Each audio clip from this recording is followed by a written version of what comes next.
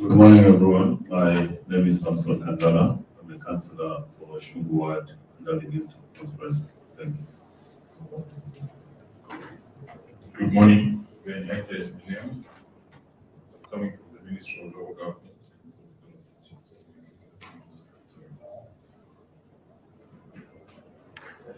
Good morning, everyone.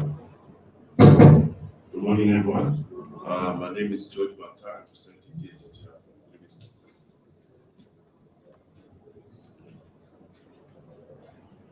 Good morning, everyone.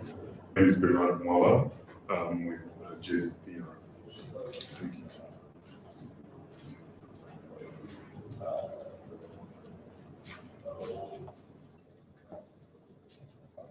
Good morning, everyone. My name is Rebecca Mamazi. Good morning. My name is Coretta Mazza from the National Democratic Institute. Good morning. I am Vanessa from the National Democratic Institute. Good morning, everyone. My name is Abidjo Tuana. I'm coming from the non-governmental gender organizations coordinating council. In short, NGOCC. Good morning, everyone. My name is Shungu Ward.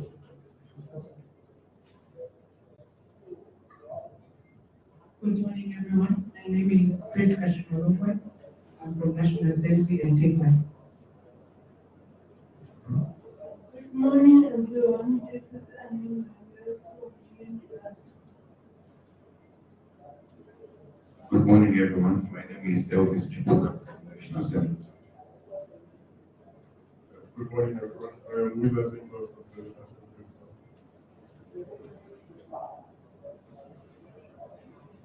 Good morning, everyone. My name is Moshe Bansi. I'm from the Jesuit Center for International Reflection.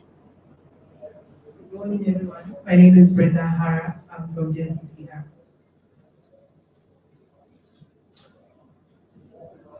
Good morning, everyone. My name is Shungu Mark, the Jesuit head with JCTR. We have one more, please.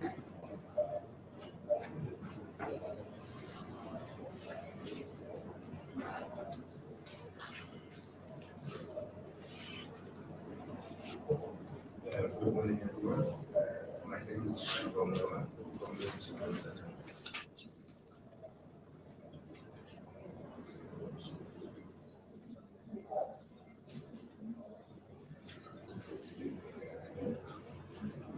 Good morning, everyone.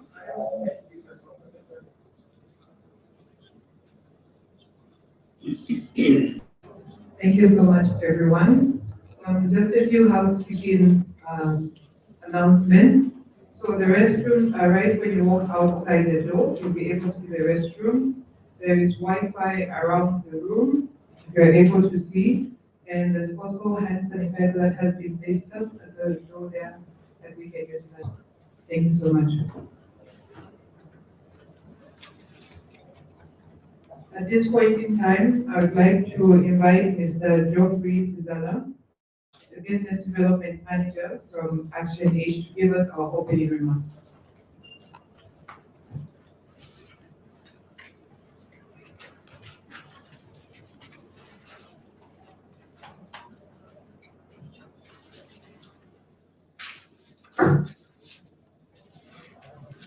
Good morning, everyone. Sure, we can do better than that. Morning. Thank you very much. So, we're going to this forum.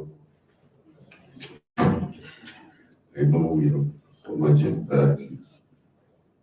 We have representative from the National Assembly of Zambia, representative from the Ministry of Finance and National Planning, the representative from Ministry of Local Government and Tribal Development, the representative from the Office of the Auditor General, various heads of institutions present here, civil society partners, colleagues from the media, distinguished participants, the say, ladies and gentlemen, all protocols observed.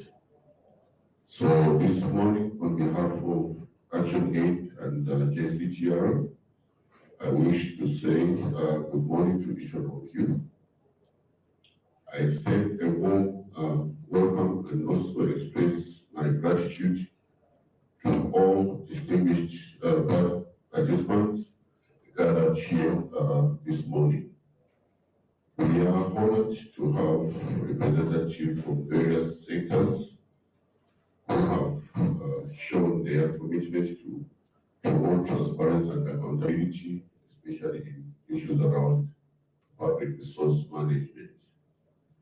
We are indeed for key stakeholders, especially from the supply side and also the demand side, in order for our finances to be well managed. Each one of us needs to play their particular role.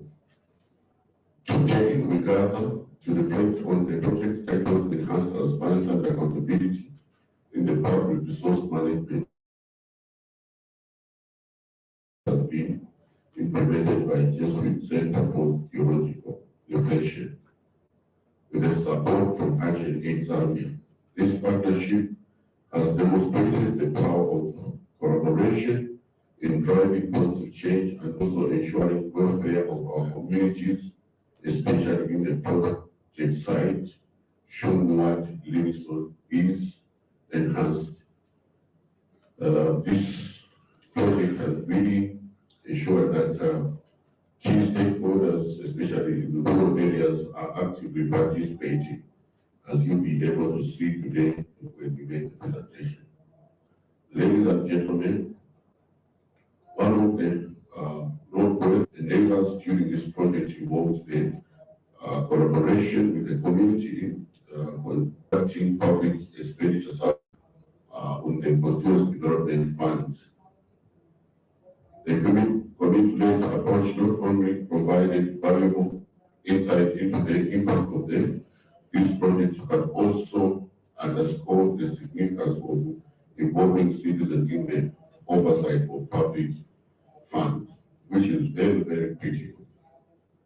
And CDF is focusing on more rural development, so the involvement of the community was very, very critical. This analysis will be shared in brief represents a significant step towards understanding the utilization of public funds and also identifying areas of improvement.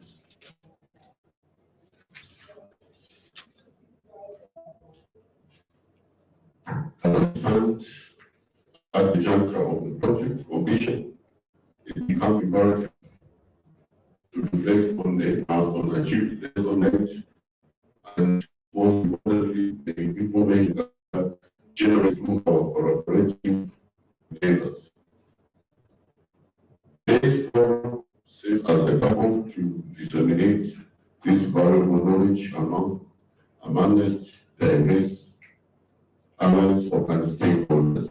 Our aim is not only to inform decision makers, but to also ignite a continued advocacy for enhanced transparency and accountability across different levels in Zambia, with a focus on effective management of public resources. And this calls for serious innovation and also serious policy and legal framework, as well as system to adequately manage our finance. In this vein, I would like to acknowledge the efforts of some key stakeholders that have made this possible and have supported the work on the ground during the implementation of this project.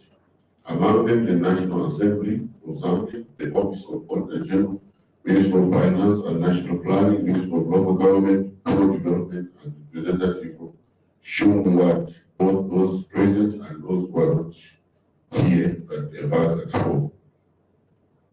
Distinguished guests, I encourage each one of you to actively participate in today's discussion.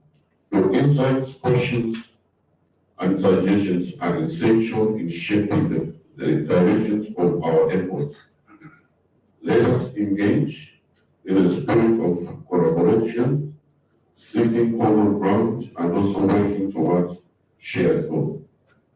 Ladies and gentlemen, allow me to end with a humorous but insightful promise I came across. If you think you are too small to make a difference, spend a night with a mosquito. If you think you are too small to make a difference, spend a night with a mosquito. Obviously, the role of each of us, when well carried out, as an impact beyond what we can imagine. I call on you all to actively participate, and your role is very, very critical. Media, you have a role to inform the public. CSO, you need to actively advocate and also ensure that you monitor public operation, oversight bodies, parliamentarians, continue ensuring that the government officials, they are implementing the programs in line with the policies and also the legal framework. Thank you very much for coming. I wish you a fruitful preparation. Thank you.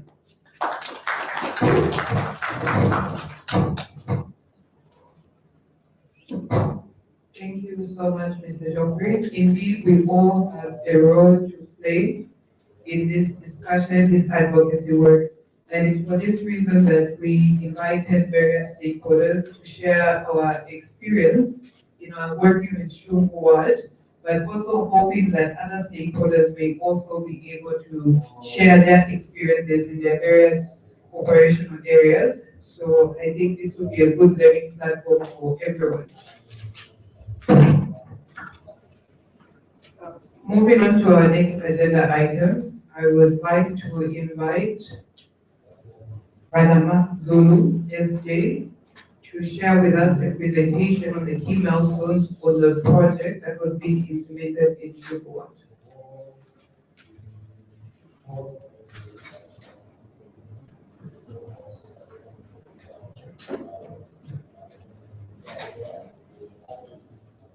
Good morning, ladies and gentlemen.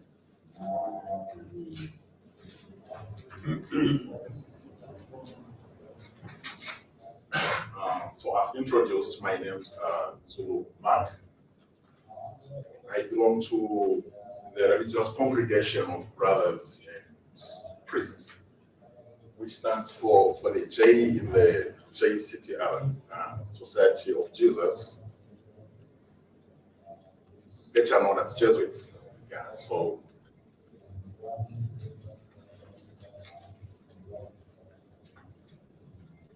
thank you.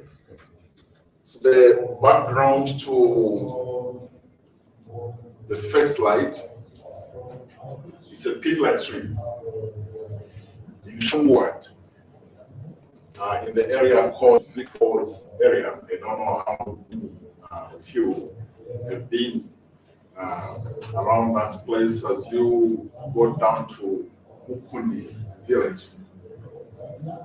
So it's the present state of the toilet being used at the market.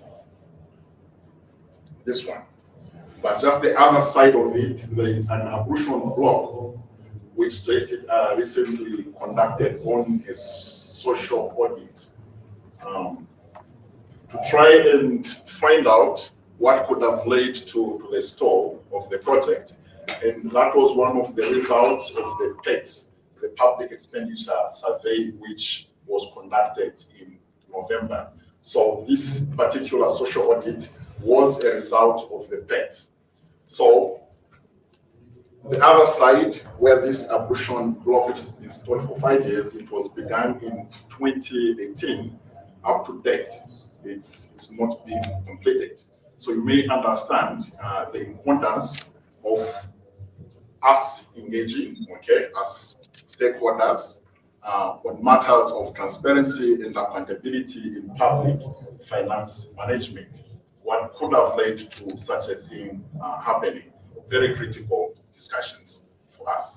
But then we're not here to talk about the social audit report, which came as a result of the PETs, but just to venture into the PETs itself, the findings which we came across in our survey. So,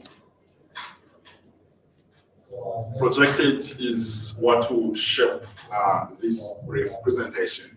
The project overview, interventions, and then sustainability, and then we'll share the evidence and data which was generated through the PETs, and then we conclude with a plenary and presentations from various stakeholders which have been identified critical in this. So speaking of public finance management and good governance, you may agree with me that these are interconnected and mutually reinforcing. Effective management of public finance is a very critical component of good governance. We can't speak of good governance if we can't claim to have a well-managed public finance system. I think it's from there that we have problems when we speak of money. So we can even take it down to where we are coming from, even churches. When monies are not being spent properly, there are always issues. Everywhere you go, when you deal with the treasury, it's a problem. But here it's at a national level, at a national scale, which should actually involve and concern every member of the public when we are talking about this. When the government borrows money, we should understand that it's not borrowing for itself, but it's borrowing for us. So why should we not be concerned? So if we are being taxed on the road, why shouldn't we be concerned how that tax is being used, utilized?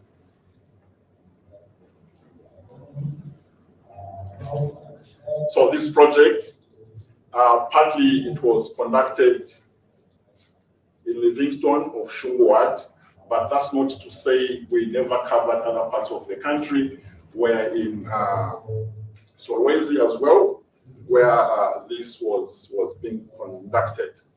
So it began on the 1st of June 2023 and ended on the 31st of December 2023. That was our catchment, not leaving out anybody in the country. So to contribute towards improved transparency and accountability in public finance management and institutional governance systems in Zambia was the overall objective. When you look at objective 2, enhanced constructive engagement among government, civil society organizations, and citizens to improve financial management systems, including budgeting, procurement, and auditing processes, as well as targeting the ward development committees, the constituent development committee, which are involved at the constituency level in how this is being implemented. So chiefly, that is where the PETs force the objective number 2.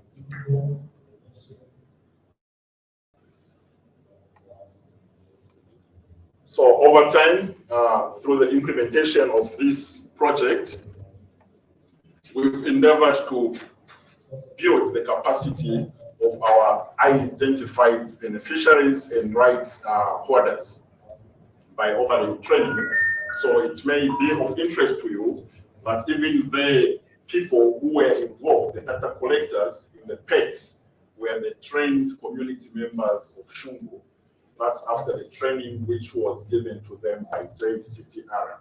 So the idea is to make sure that even in the case where JCTR is not there, where Action Aid is not there, the people whom we are advocating with, are able to implement and sustain these advocacy mechanisms. So we've been able to coordinate with the Office of the Auditor General in the recent past in this very same project. Among others, it's holding participatory interface meetings where we've been able to engage the needed, necessary service providers in various communities where needs are identified, and then we bring on board the service providers to whom these issues which are being raised concern them. And that has been super helpful.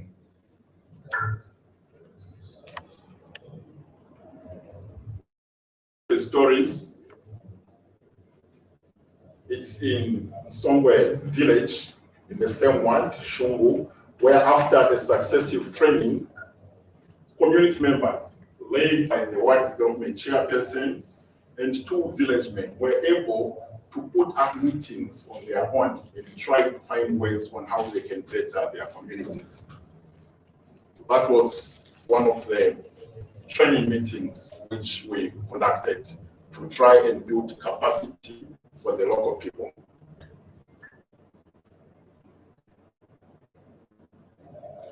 Our collaboration with the Office of the Auditor General has been very key in this endeavor. Not recent enough, but so recent, we brought on board a number of key stakeholders from different ministries to see how best they can adapt or follow what the Office of the Auditor General are doing. Issues of public finance management, the Auditor General's office has a toll-free line, which has been a good initiative for them, a mechanism to get feedback from the public. So the idea for the recent meeting which we had held at JCTR, where we brought on board Bank of Zambia and other stakeholders, is to see if we can also get something similar of the sort. Can we have a toll-free line for all these service providers? Very key. It's not just about working from the offices, from behind the desks, but can we get feedback from the public on how we're faring?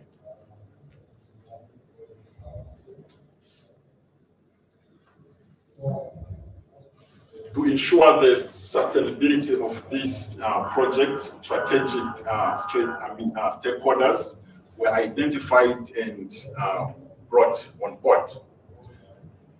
Of course, the expectation has been that beneficiaries are able to find ways of sustaining projects themselves, as I earlier alluded to. I mentioned of Shungu Ward having a successive story of being able to hold their own engagements, meeting as a community with their needs and being able to engage the needed and necessary service providers.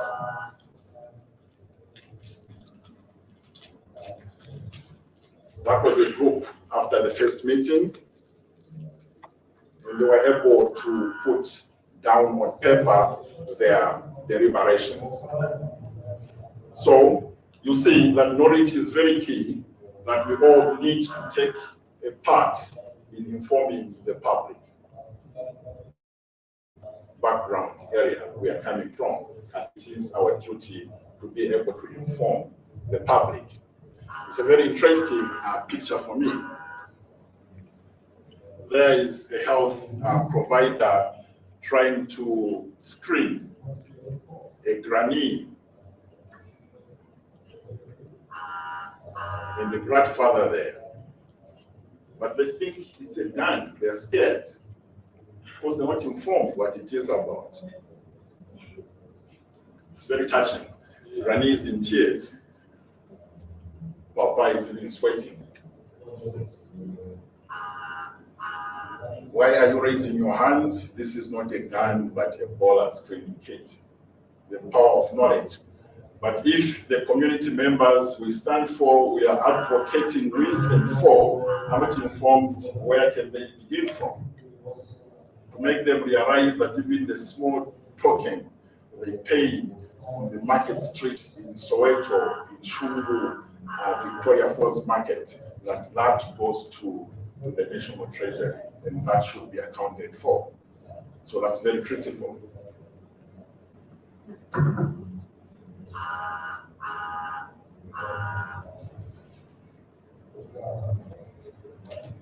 So the inception of the PETs in Shungu Ward, for us, it marked a pivotal effort to comprehensively grasp the financial landscape in the ward. We could have gone elsewhere, but we thought there was a great need in the ward because of what was happening there. It would have provided us with a better and necessary sample. So the survey was designed to delve into the public finance management with an aim to provide at least an understanding of how the funds of CTF were being utilized, how they are being dispersed. So not long ago, in the past year, in October, you had MP, one of the MPs, claiming that it was very difficult to appreciate the CDF increment because they were not receiving it in full. And PS Kerry, he also claimed to say disbursement is based on utilization.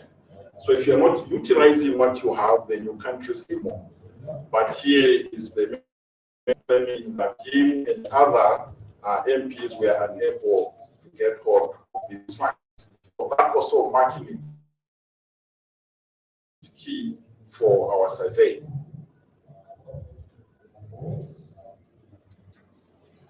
So we're able to engage local authorities, the City Council of Livingstone. We're able to engage the ward development committees. We're able to engage the constituency development fund committees. We're able to engage the community members themselves to whom these matters touch hardly, close to them, because these services are for them and are meant to be given to them. Also, we could not leave out the office of the MP. So we had great conversations and collaboration with the assistant, professional assistant of Livingstone. So this survey was able to, in some ways, in small ways, track the flow CDF, identify bottlenecks, and at least underlying issues.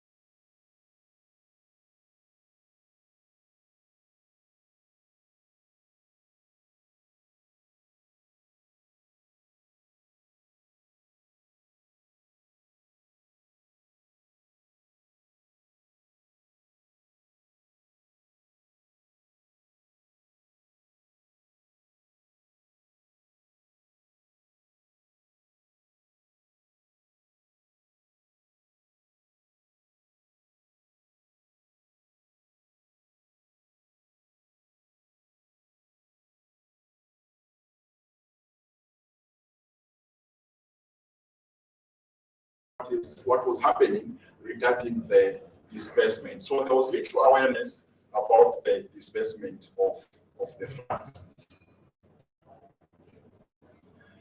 And then it was also noted that there was inadequate community engagement. This was on both ends, the local authorities, that's including the local council, the WDC, the CDFC, and the community members, each laying a blame on the other in how the engagement process was being hindered. So the community members claimed that there was less engagement from the people who managed to deliver this particular service, the CTF, to them. And the other side, they also claimed to say, right, certain needs to reach out to the community members. And then the third one is delays in fund disbursement. So this was very critical in the year 2022, but then you realize that at the moment, we are putting it there as a finding, which we came across, but now this has been narrowed down. Instead of waiting for approvals at national level, it's now at provincial level.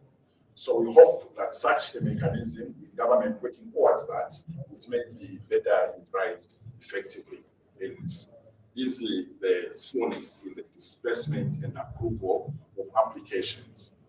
It was also noted that there was weak monitoring and evaluation, which should begin itself with the application process. There was less of that. There was less of that. Documentation would not be traced regarding that.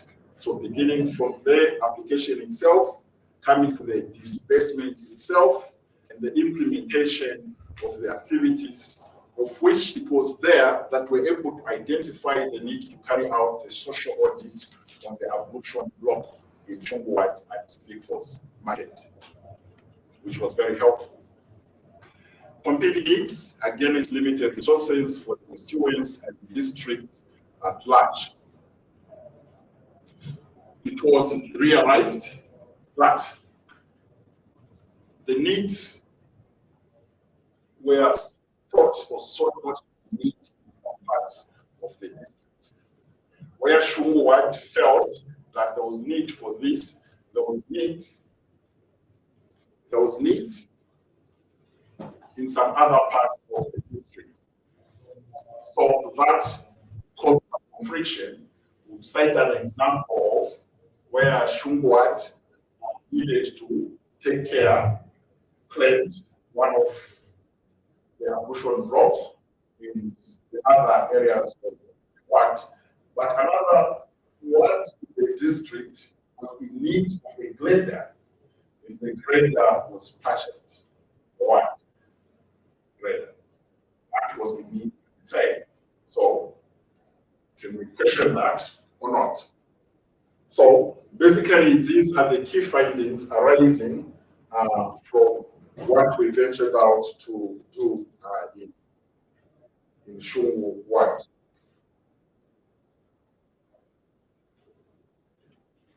These are some of the recommendations which came about from the stakeholders who were involved in the validation of the findings just there in Livingstone.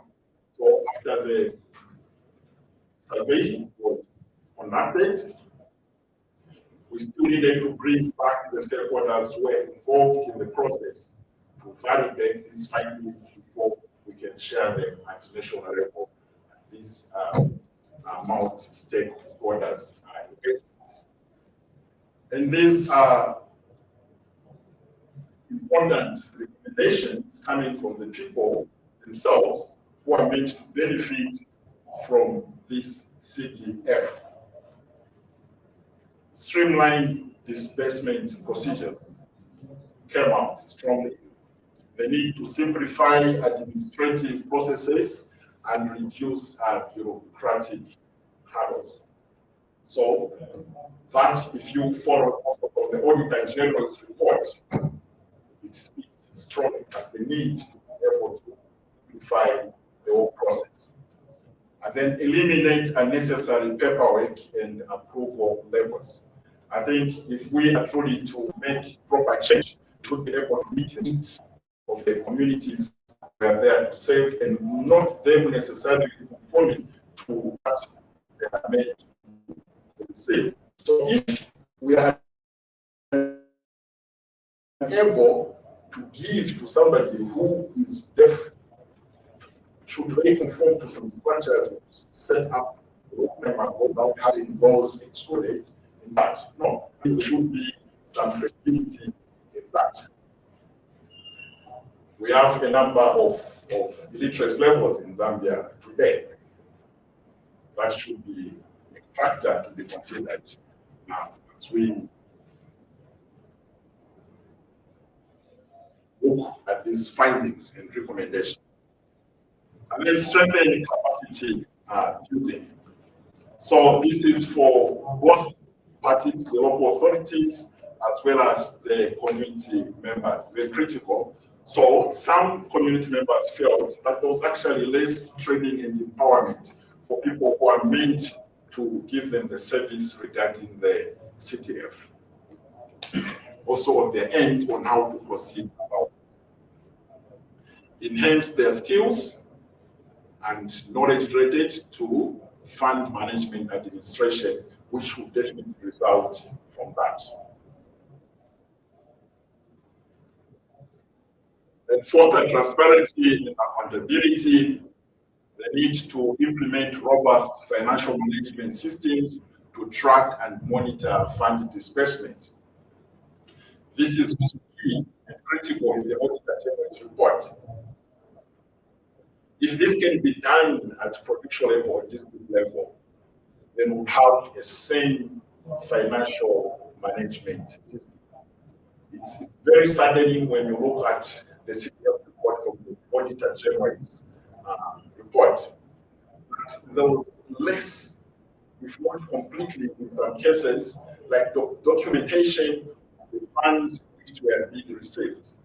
Implementation being done, but not track of records in that. A very saddening thing on CTF.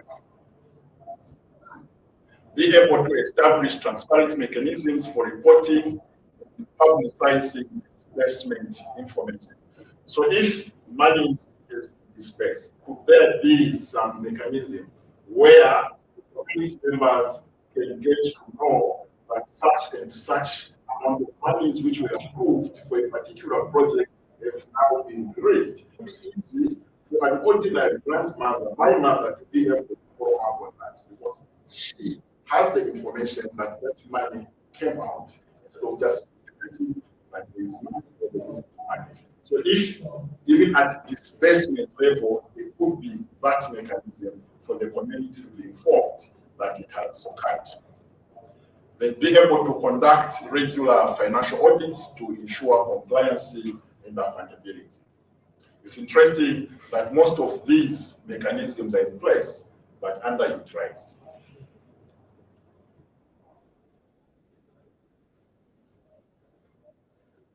From community participation, remember the first key finding was on literal engagement from community members. So the need to encourage active engagement of community members in the disbursement process. So making the people themselves to be able to own up system is very key. If this is meant for them, then they should be part and parcel from end to beginning disbursement. Establish platforms for community consultations and participatory decision making. One where YWDC was able to argue that there was less communication about this. But the office of the MP claimed that there are groups which are being used for some of this. But not everybody can have that. Okay, it's expensive that sometimes for my grandmother who is a marketeer. Ensure that funded projects align with community needs and priorities. So this was also one observation in which certain funds were being diverted. And also arising from the auditor report, where monies are approved for a particular thing and then it's changed to something else without re-approval from the council who are in charge.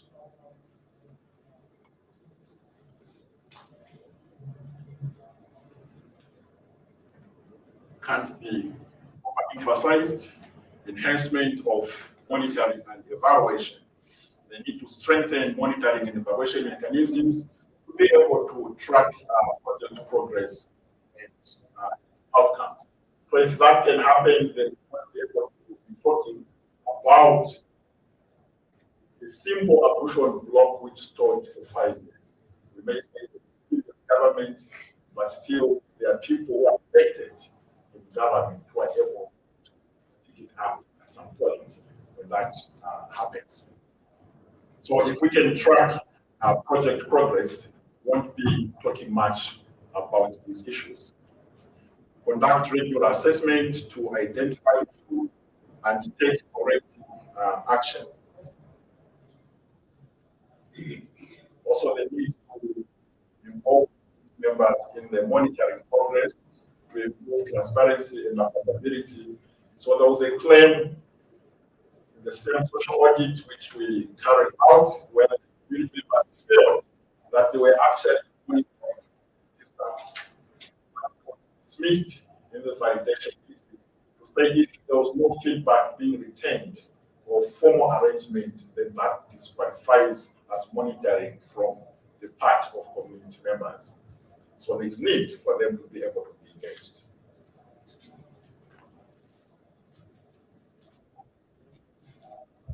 Provide technical support and guidance. This already mentioned. They need to offer assistance and guidance to community members in preparing project proposals. Many are unaware on how to go about this. We're still one of the surveys we carried out in a number of districts, including Kasama, and Lusaka, and Livingstone. It was noted that there was no feedback when people rejected their applications. So how can they know if something is wrong in how they approach the application? So there should be deliberate mechanisms put in place to guide community members on how to go about project proposals. Then ensure accessibility of technical expertise to support project implementation.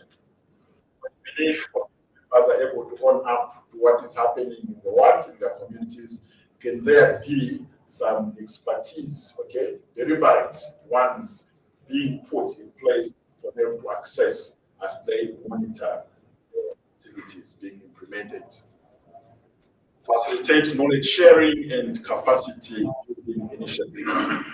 So if something is working best, some particular word can also be, okay, a need to put up some delivery for knowledge sharing, where different committees, both at one and developing level, are able to engage and see what works best and what does not work. So to encourage that, knowledge sharing and capacity building mechanisms. In conclusion, one cannot hold government or those in authority to account if they have more information, just at the note where I began from. So people have no information whatsoever. We speak of displacement of CDL. No one should be able or should be expected to rise up and challenge the government for displacement. So we all need to remember that in transitional democracies, laws that give effect to the right information are part of the process of transforming a country from one with a closed government to one governed by and for the people. Just can't work if it's an authoritarian government that you expect that to be happening. The right to information. We've heard of JCTR sitting on the same board and leading a coalition on the ATI access to information, which at least for a long time now has been to Parliament for further debate. The need for the public to be able to access information, which was a challenge, one of the activities it kept on. We needed permission from the local government ministry to allow us to be able to access certain documentation we needed in tracking this event. So there is need for us all to join us and to continue to advocate for the promotion of human rights. That's why we are there, service providers, CSOs, different government ministries for the civil servants.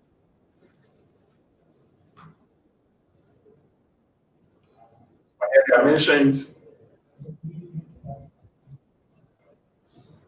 about Piri making that claim, which was validated in the General's report, that displacement is there, it is happening. And he claimed that based entirely on it to receive more, utilize what is being. So if you say that money is lying dormant there, then who is it the member, the person is charged to provide the service? Thank you so much.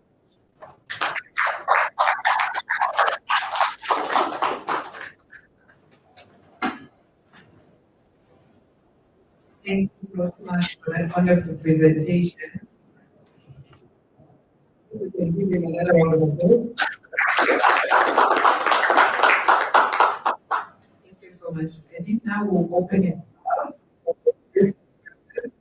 Let's allow us all to interact with the presentation. Those were some of the lessons that we encountered while working with Shungu community. Brenda is there, I'll pass around the mic for anyone who would like to speak.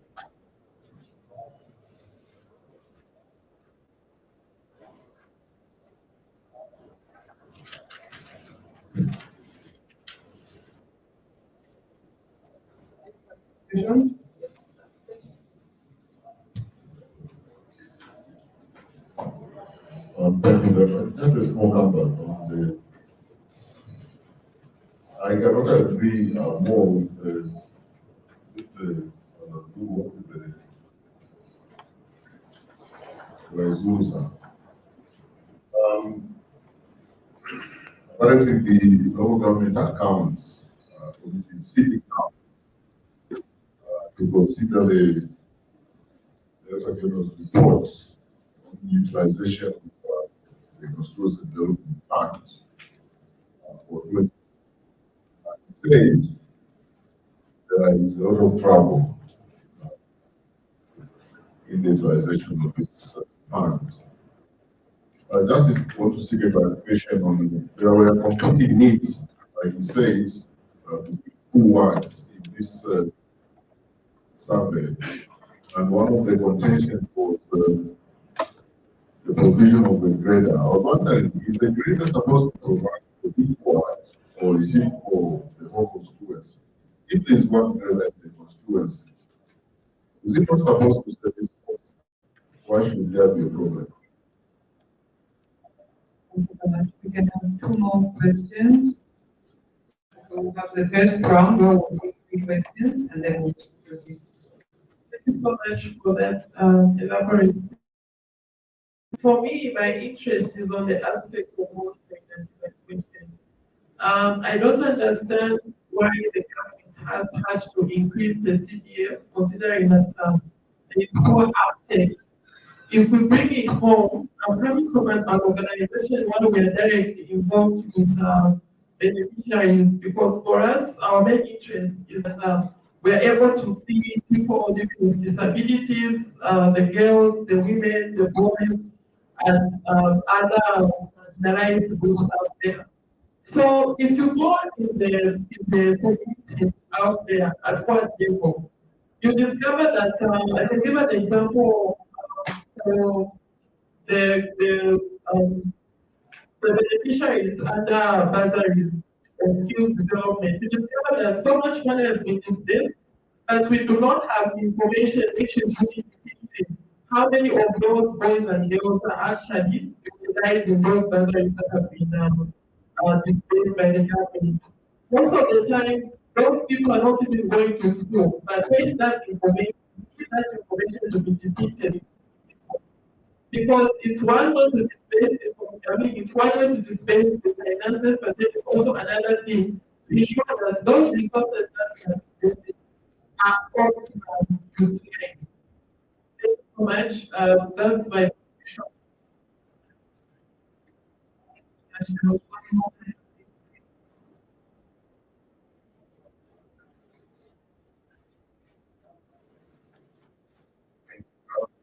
I wanted to find out how has, through the process, how have you been able to interact with local authorities in the wards where the project is being implemented to ensure that there is capacity building for not only community members, but also local contractors, because there are also issues in the Auditor General's reports where contractors are doing projects, but they are delayed because the contractor has much capacity to ensure that the project is implemented in the time frame that's been allocated. Thank you so much. We'll allow response to those questions before we take the second one.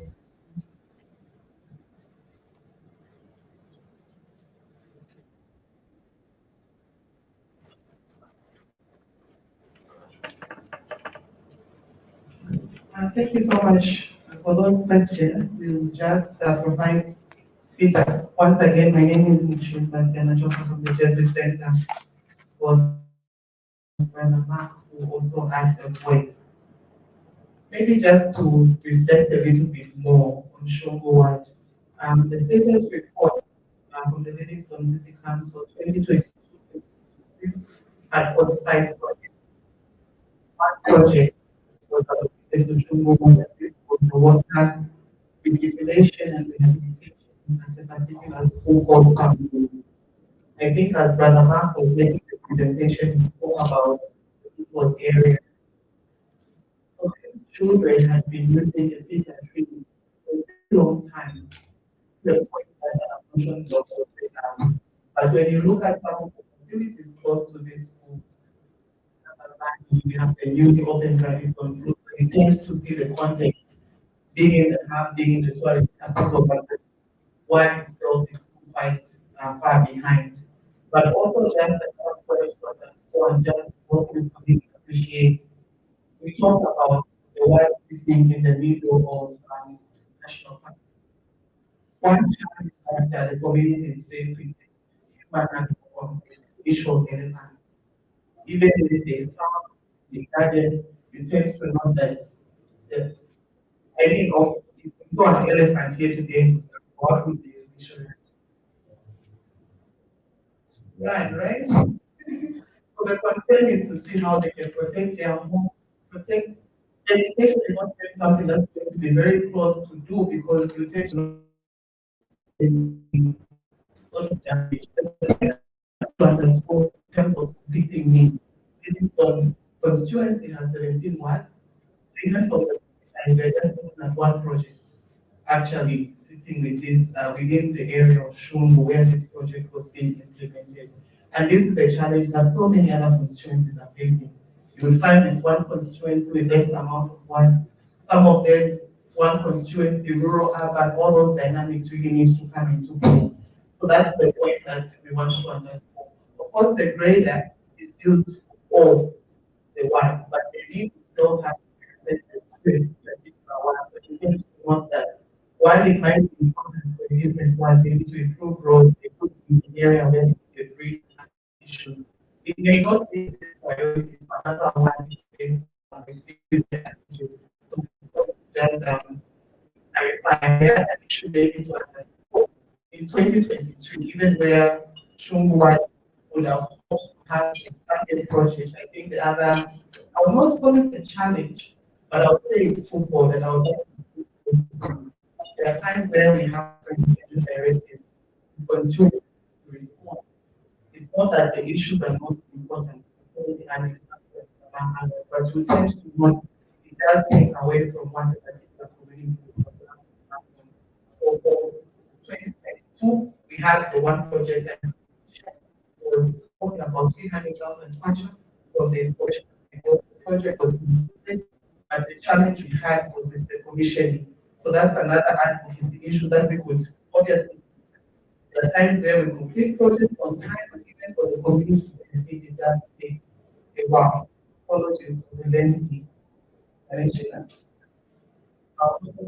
think we have two other questions. So it was the issue around information. What can we do better? Well, not a question, I'll take it more as a comment. Yes. And the contribution, which is quite significant, especially some of the processes around monitoring and evaluation. The issue around capacity building, and I think my colleague from the National Assembly of Zambia does raise a very excellent point. How do we also ensure that those who are going to achieve this work, they have a particular community, they actually do the right thing in the right time. We conducted social audits projects on PP1 and Changoma Police Station in 2012. So these services, it's issues around protection, being and others, but the community will push 50 kilometers to access police station, and you tend to know that funds have been released for this particular project, but it was too expensive and finished. It's quite important that even the contractors they help us deter from them abandoning the site and analysis. Perhaps we can spend more capacity than that. But the other side of the coin, if someone is applying to do that, should get this particular area. Maybe also just get learn more from this. Is there a particular challenge that you may have seen? And so we can also fully the conversation.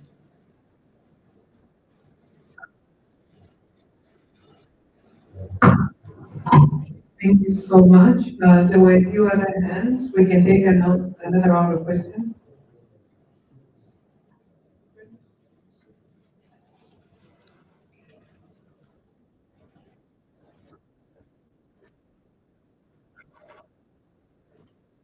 Thank you very much. I don't know whether it will be a comment or a question on some people who are in the community and they are complaining that they don't know what is happening. I'm from the world, yes. Before we submit to CDF the project, we start with zones. The zones, they are the people who are writing the project that they want to be done in their area, and they bring it to the world. They want to call a meeting where everyone will sit in that meeting, and that's where now finding out how many projects we have, we sit together with the community. The community is aware about what they want, and they activate into that's where we submit to see. So those people who are complaining that they don't know what is happening are those people who share the meeting. Once they are called to the meeting, they don't. So you find that they are always left behind because they are not participating in these meetings. So it's important maybe also to involve the World Committee whenever JCTs trying to find out how they are working and find out what is the problem they are facing. Yes, like the project. For WC, if everything there, after submitting to WPC, you are just waiting to see whether the project has been approved or not. To try to follow up, they may tell you that we have approved 1, 2. And supervision from the work is a very issue. because we just go and see when it's happening, you come back. So those there we need to be helped as well.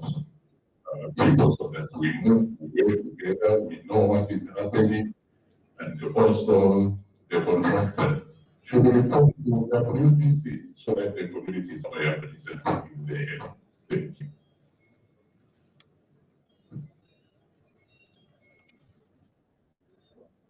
Thank you very much.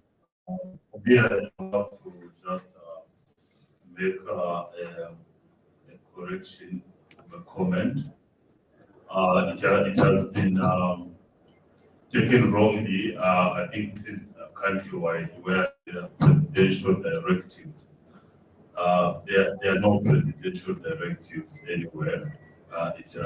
They are actually presidential guidelines because the way the CTF guidelines are, they are more of encouraging decisions made on the point of going up, not of up, going down. So if it is a directive, it doesn't really give that power to the people in the community. So those presidential guidelines can be ignored if they don't apply for the constituency. They are not necessarily come. So I wanted to make that it's everywhere. Where equal things when the president tries to read maternity leave. They think it's a directive. It makes the president look like he's victim. But they are just guidelines for those places which they should consider those that are guidelines. So I wanted to make it clear to say the CTF, the way it has been tailored, it's from bottom up. So those guidelines can either be ignored if they don't apply, or they can be followed. So that's the correction I wanted to make. They are not direct.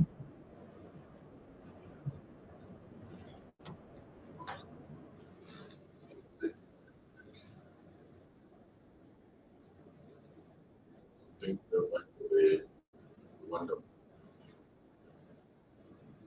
Thank you. Thank you very much for the wonderful presentation. I have reflections on the presentation, but I'll speak to issues around delayment, resource disbursement, and also issues around capacity. I think for me, the discussion here,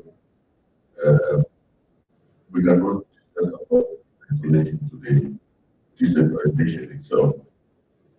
Because if you look at Article 147, Article 148 in the Constitution, it gives guidelines in terms of what needs to be involved, and even how the social issues, political and administration should be managed under the decentralization, which fits into issues around the CDF management and stuff like that. So I think maybe when we talk about the capacity of the community, first of all, when we go as development planners in the community, what instrument we give them from the legal point of view, where they can solve their mandate. JCTR, you also pay attention to the article like 147, 148. This will give courage for the citizens to hold those accountable from a legal point of view. Then secondly, if you look again on Article 151 of the Constitution, where functions and local resources will be devolved to sub-level in a coordinated manner. And again, I'm talking about why did I quote this with the Constitution? Because that's a supreme law. We have to become act, the Constitution, the supreme law. So for me, I think going forward, maybe I think we need to speak more and find ways where we can control our authority, even as we in the community, because that is most sustainable in the long run. If they know that they have got this instrument that can ensure that they are participating, they are voted, the funds that are being managed for really give them power to speak with authority. Also again, the issue of also awareness, because this position can come because it talks about how the abilities in function and also the role of the counselor, like he has indicated here. The abilities is supposed to interact with the community and everything the community from the faith-based community leaders, even youth representatives. So if they are objective frozen, we expect that the full presentation in terms of how these issues are being deliberated upon. But if the WBC chose based on the political application, we will be having this issue we're discussing about the lack of awareness and what to do. So I think for me, my emphasis is just that let's go back to the constitution, go to the decentralization policy, clear guidance. Then we report someone accountable. If they're not already, then it's they are voting against the law. Okay, I think that's just my people. Then I would have loved to say that the human capacity of the community, what is being made. I think that's what the government was. I think we are discussing about the project coming to completion. But we want to hear wisdom because these are issues maybe one action are being taken now going forward for sustainability of this company. Thank you, Mr. John. Thank you for your contribution. Also to just appreciate the different experience that has been shared from a different point. And I think it's very important to keep strengthening those partnerships and working with the existing structures, strengthening our work with the WDCs, and also strengthening the feedback mechanisms.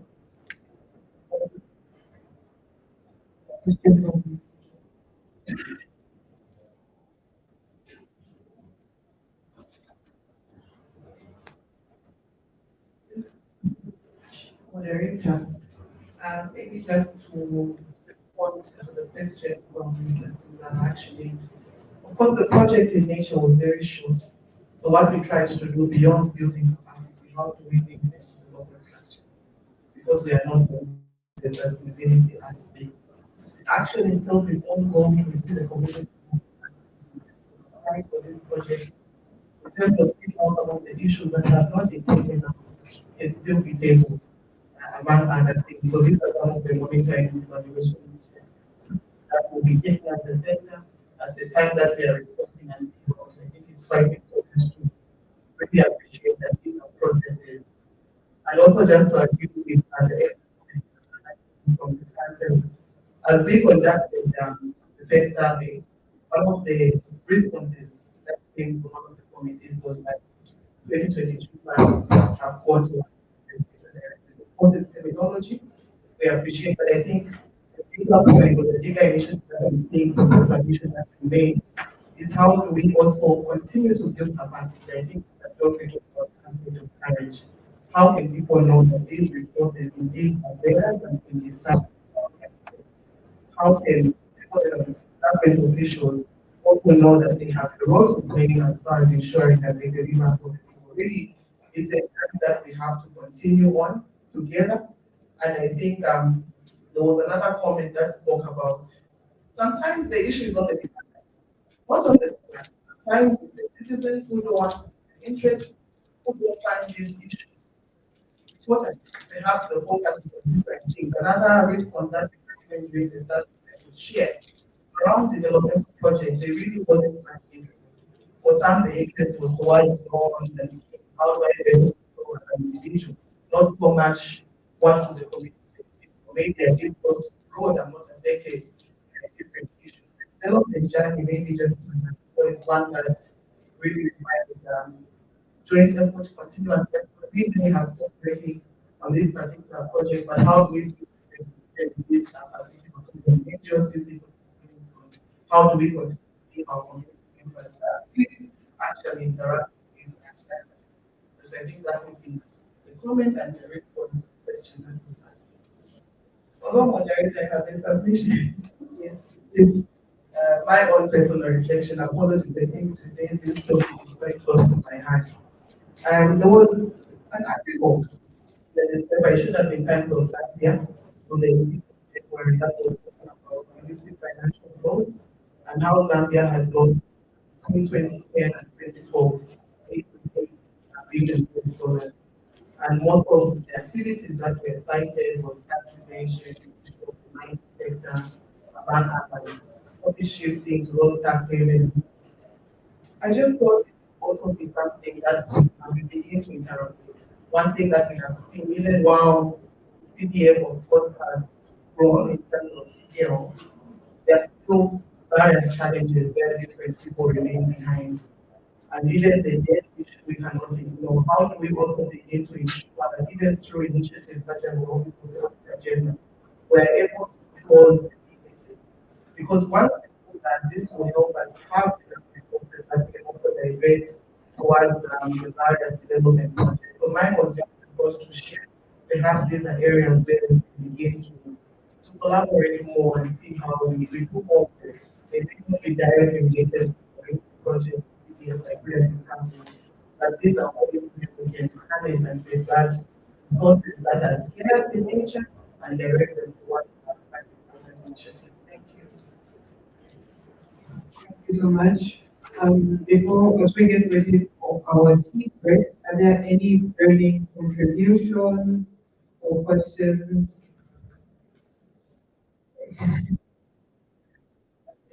We'll take that 3 rounds, then we can break over our tea.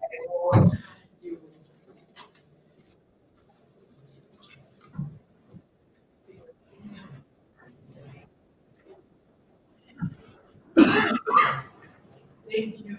And thank you for that presentation. It was really quite comprehensive.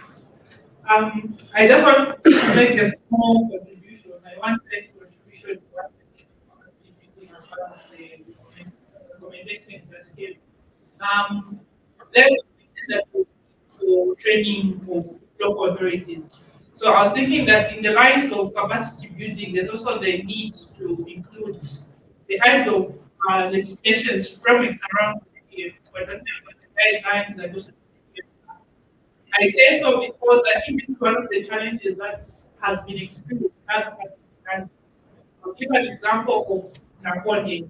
We have a partner there who we work with, and they experienced this challenge to say that the local communities there, the local structures that are in charge of ensuring that the communities are closer to the city, they are not aware of these pieces of legislation. One of the councils there, the words as government, saying that they are not aware of the PF Act. So really that is quite different.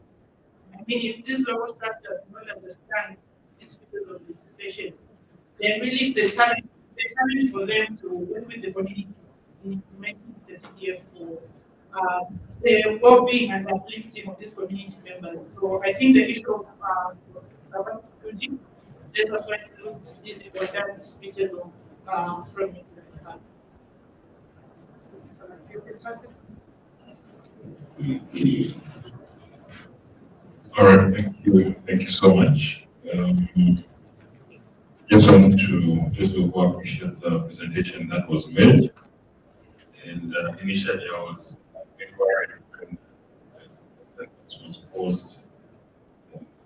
On board, there was context given the issues that were on the ground. There are certain dynamics about the work that we are looking at. In terms of their priority, what was given, I think that has been given, and we're okay. Just want to submit that. I think from the ministry's point, we have established quite enough legislation and guidelines to ensure that the implementation of CDF is smooth. Of course, there are bottlenecks and things that continue there. We continue improving on. But with the guidelines, if we take time to read the guidelines, which are available, made available to everybody, and even the structures that we have up to UTCs, they do have the guidelines and are oriented on the guidelines. And most of the issues around the management, they're in the guidelines and they are put there. black and white. And I think capacity building will continue to have such initiatives, of course, with collaboration from institutions like yours. And the idea is we need to continue, advocates around people getting to understand what the guidelines. Everything, most of the issues that are raised here, they are outlined in the guidelines. How do we, I think that was something about how do you have successful applications, where do you that is outlined in the guidelines. Local authorities and the WTCs, the CTFCs, information, the CTFCs are the ones who approve, who recommend, so to say, for approval. And when feedback is given, the CTFC councillors, these are community members, they are representing people and feedback is given. So it is perhaps we just need to strengthen these processes so that ultimately the beneficiaries, this fund is for the community members, is for every citizen. We just need to enhance the platforms under which this information is shared. I just thought I should just clarify that. I think we have benchmarks, and at least what we have in the guidance is quite sufficient for now to ensure that funds from CDF is utilized accordingly. With the bed rate, not bed rate, but the utilization of the fund, I still stand with what the PS mentioned to say, utilization of disbursements to local authorities is based on the bed rate. If local authorities are not using the funds, why give them more money? Okay, and this fund, so that there are some local authorities that exhausted some money. But when they exhaust, they make requests, and within 2 weeks, funds are given to local authorities. That are attest in this meeting. So those who have finished the fund, they've exhausted, and they've made a request, here we are done with the funds that we were given or allocated. We need more funds. Funds are being given. Just to speak to the issue of unspent funds, I just wanted to bring to your attention that there are certain projects, huge projects that take time to be implemented due to the processes that were there. And implementing funds have been committed, but they are under those funds cannot be utilized because they have been committed, their projects running under those. So there are those dynamics around what we call unspent funds on quite a number of aspects that contribute to. Thank you. Our last contribution before we break off for coffee. There was a hand.